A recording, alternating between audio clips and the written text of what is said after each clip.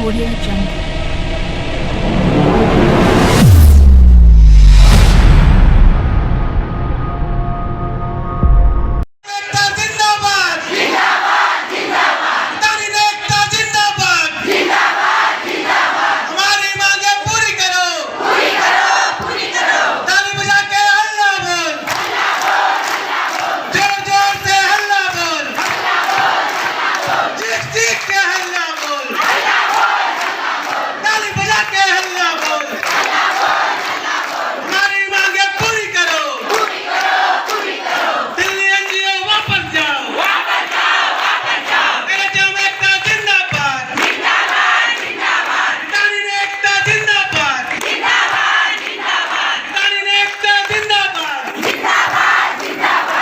बैठे हमारी नियमितीकरण, ग्रेड पे निर्धारण और हेल्थ कैडर की स्थापना के साथ 10 मांगे महत्वपूर्ण मांगे हैं। और अगर सरकार इस पर विचार नहीं करती है तो ये जो आंदोलन है अनिश्चितकालीन आंदोलन के रूप में तब्दील हो जाएगा और हमारी जो लड़ाई है, सड़क की लड़ाई, ये जारी रहेगी।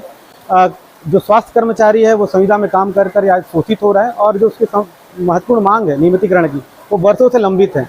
आज यहाँ पर ट्रिपल इंजन की सरकार है और मोदी की गारंटी की बात की जाती है, तो आज तक हमारी मांगे क्यों पूरी नहीं की गई है, ये सरकार से मैं पूछना चाहता हूँ। और क्या जो संविदा कर्मचारी है ये चुनावी मोहरे हैं कि जब भी जिस पार्टी की सरकार आती है वो वादा करती है और भूल जाती है? मैं सरकार से बस यही निवेदन करता हूं कि जल्द से जल्द हमारी जो जायज़ मांगे हैं उन पर विचार करें, उन्हें पूरा करें, ताकि जो कर्मचारी हैं वो वापस अपने फील्ड में जाकर अपने लोगों को स्वास्थ्य सेवाएं प्रदान कर सकें। अपना पूरा परिचय दे दीजिए। मेरा नाम सूरज सिंह है, मैं कार्यकारी जिला अध्यक्ष दंतेवाड़ा हूँ। लेकिन कर्मचारी हड़ताल पे हैं, क्या करें? क्रांति आह्वान था कि एनएचएम कर्मचारी, आज जिले के 350 कर्मचारी पूरे हड़ताल पर बैठे हैं और हमारी 10 सूत्रीय मांगे हैं जिसमें नियमितीकरण और ग्रेड पे निर्धारण, ये 2 महत्वपूर्ण मांगे हैं। और हम सरकार से भी निवेदन करते हैं जल्द से जल्द हमारी मांगों को पूरा करें, जिससे कि जो स्वास्थ्य कर्मी हैं हड़ताल की राह छोड़कर वापस अपनी जो स्वास्थ्य सेवाएँ हैं उनको जारी रख सकें। क्या क्या मांग रखते हैं? इस हड़ताल में हमारी जो सबसे महत्वपूर्ण मांग है कि जो स्थायीकरण है, नियमितीकरण है, वो किया जाए सभी कर्मचारियों का, और साथ ही साथ ग्रेड पे निर्धारण किया जाए। और पूर्ववर्ती सरकार ने 27% देने का जो वादा किया था उस पर भी सरकार सोचे और जल्द से जल्द संविदा कर्मचारी को 27% वो प्रदान करें। इसके साथ ही साथ जो बीमा की सुविधा है, जो स्थानांतरण नीति है हमारे में लागू नहीं होती, तो ये अन्य और भी हैं जो 10 प्रकार की मांगे हैं जिसको यानी सरकार पूरा करे, जिससे कि यह आंदोलन जल्द से जल्द समाप्त हो और कर्मचारी अपने ड्यूटी में वापस लौट सकें।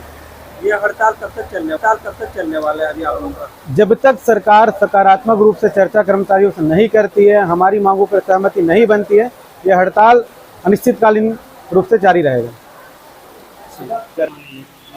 160 बार ज्ञापन देने के बाद में भी कोरोना योद्धाओं के साथ में ठेंगा दिखाने का काम करे सरकार, इसके बारे में आप क्या कहना चाहोगे? देखिए, हमारा जो स्वास्थ्य विभाग है वो जन सामान्य के लिए एक महत्वपूर्ण विभाग है।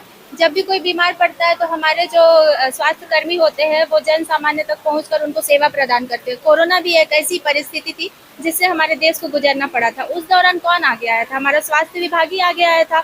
हर घर में जाके ऐसे मरीजों तक पहुंचना जिनसे हम दूरी बना लेते थे कोरोना में, तो हमारे स्वास्थ्य कर्मी ही थे जिन्होंने उनका जान बचाया था। लेकिन उस दौरान हमको कोई भी लाभ नहीं प्राप्त हुआ कि हमें वेतन वृद्धि हो गई। हमारी मेडिकल सेवा बहुत ज़रूरी है, क्योंकि हम ऐसे मरीजों तक पहुंचते हैं कि हमारे जान पे बन आती है। हमें भी तो इन्फेक्शन या इफेक्ट हो सकता है ना, लेकिन मेडिकल सेवा के दौरान ना हमको प्रॉपर छुट्टी मिल पाती है, ना ही हमारा इलाज के दौरान जो पैसे खर्च होते हैं वो सब हमको नहीं प्राप्त हो पाता है।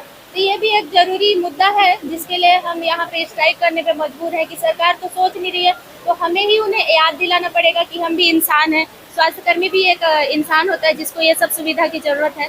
साथ में महंगाई इतनी बढ़ गई है तो हमारा सैलरी भी उनको इंक्रीज़ करना चाहिए।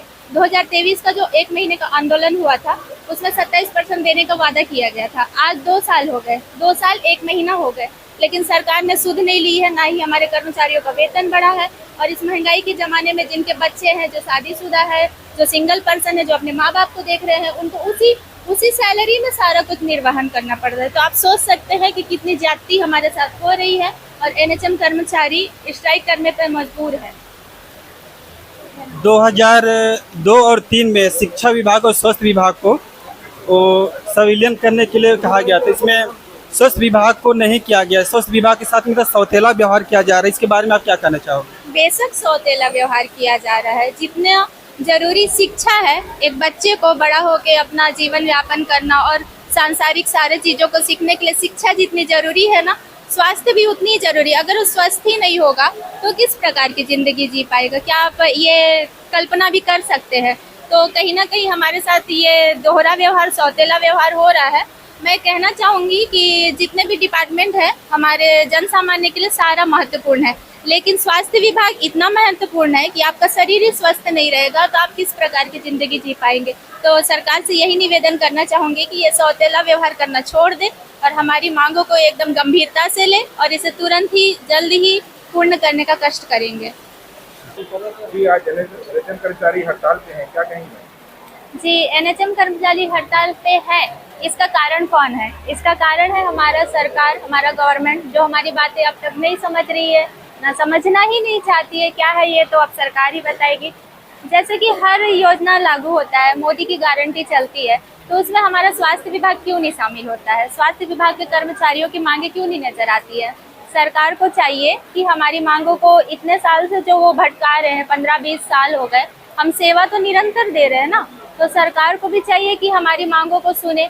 अभी हम 10 सूत्रीय मांग कर रहे हैं, उसमें सबसे पहला जो हमारा प्रमुख है नियमितीकरण है। हम सभी कर्मचारियों को नियमित कर देगी सरकार तो किसका कार्य ज़्यादा और बेहतर होगा, हम और बेहतर तरीके से कार्य करेंगे। सेकंड है हमारा 27% जो कि 2 सालों से अटका हुआ है, 2023 जुलाई से, जो अभी तक हमको अप्राप्त है। कई डिपार्टमेंट में मिल चुका है, सिर्फ स्वास्थ्य विभाग क्यों इससे वंचित है?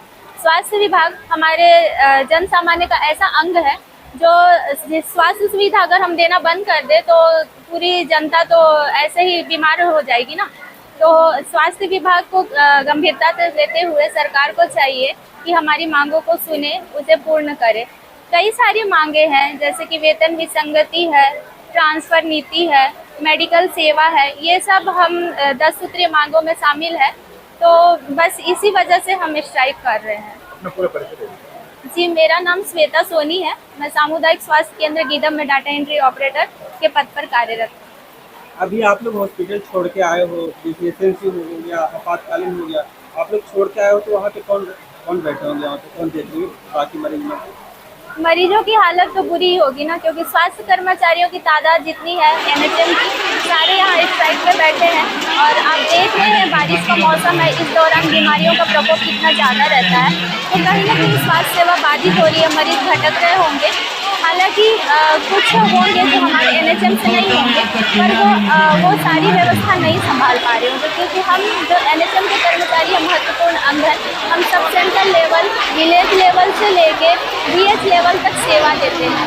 गर्भवती महिलाएं होती है जिनका सुरक्षित प्रसव हम करवाते हैं, जो कि बहुत ज़रूरी है। एक नया जीवन होता है ना प्रेग्नेंट वुमेन का डिलीवरी के बाद, तो वो सब सारी सेवाएं अभी बाधित हो रखी है। और कई पहुंचविहीन क्षेत्र है जहां पे हमारी दीदियां हैं, आरएचओ दीदियां, वो जाके सेवा देती है, वो सारी बाधित हो रखी है। अब कौन के पीछे कौन जिम्मेदार है? तो प्रशासन जिम्मेदार बोल सकते हैं। जी, अभी जो सेवा बाधित हुई है उसके पीछे सिर्फ शासन की ही जिम्मेदारी है। शासन अगर हमारी मांगों को समय रहते पूर्ण कर लेता तो हमें स्ट्राइक पे आने की, हड़ताल पे आने की आवश्यकता ही नहीं पड़ती। हम अपना काम तो कर्मनिष्ठा से कर ही रहे थे।